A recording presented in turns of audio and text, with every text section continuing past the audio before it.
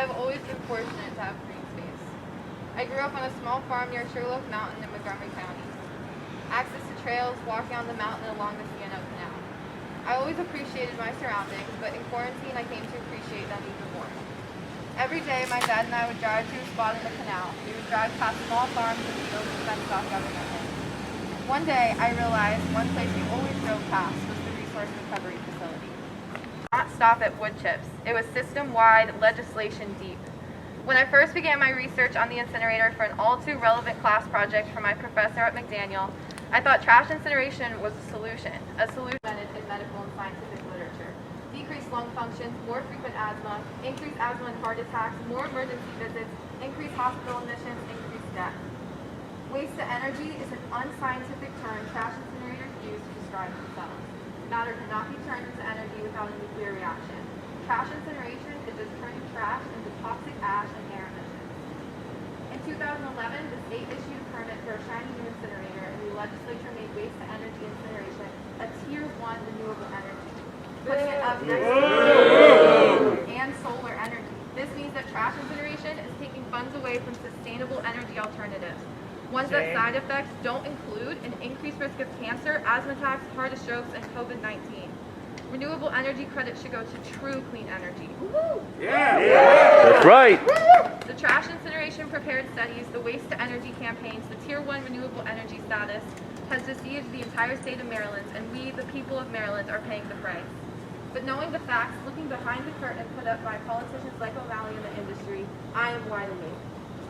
Baltimore communities are being threatened by Mayor Young's negligence to respond to the facts of Wheelabrator. Waste incineration has been poorly disguised as waste to energy, but we see the lies. We are wide awake. They say taking away trash incineration will take away a waste management effort that was made to respond to increased consumption. Facts say if this facility continues to stay open, it will divert funds and resources away from a waste management plan in Baltimore that centers on recycling, composting, and the health of residents. We are wide awake. They say facility emissions are not having an impact on air quality. A 2019 report prepared for Wheelabrator said their contributions were negligible compared to the background concentrations from other sources. Facts say that sure, transportation is contributing to overall air quality, like the traffic of waste trucks coming to and from this incinerator. But even accounting for that, Wheelabrator Trash Incinerator is the #1 air polluter in Baltimore. We are wide awake!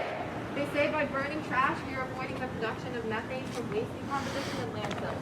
Facts say landfill methane can be virtually eliminated if people compost their food waste instead of dumping it.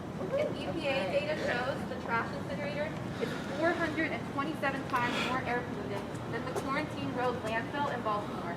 We are wide awake! They say incineration is a source of energy production, a way to recover energy from waste. Facts say these facilities produce just 0.4% of the electricity generated in the U.S. in 2015. We are wide awake! They say that they are just entertaining waste incineration until sustainable options are prepared. But why would they? There is no reason, no incentive for anyone to invest in waste alternatives.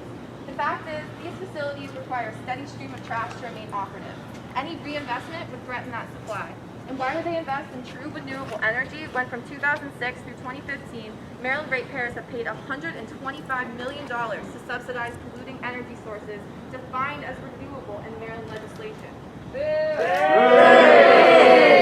Removing all waste incineration from the renewable energy credit system would lead to the development of 467 megawatts of new wind energy.